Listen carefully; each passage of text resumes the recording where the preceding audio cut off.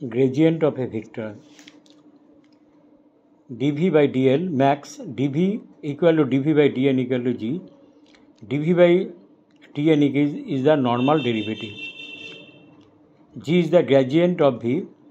The gradient of v can be explained.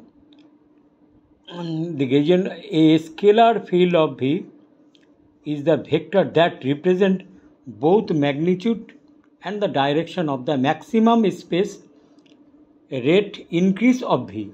Maximum rate increase of v, that is the gradient of vector. So G is the gradient of v.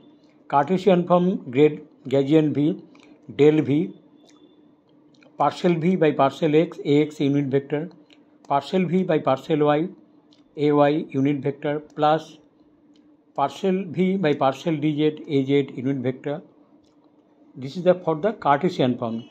For cylindrical form, del v, partial v by partial rho, a rho, plus 1 by rho, dv by partial v by partial phi, a phi unit vector, a rho unit vector, a phi unit vector, az unit vector, plus partial v by partial z, az.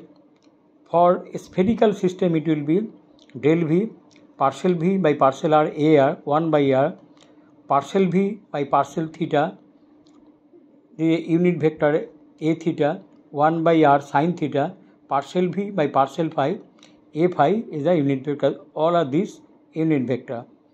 Now formulas of gradient, del bracket v plus u, that is del v plus del u. It is del bracket v u equal to v del u plus u del v.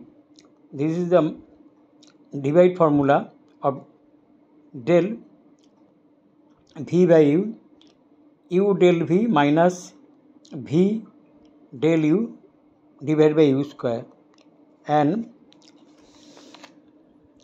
del v to the power n v to the power n minus 1 del v.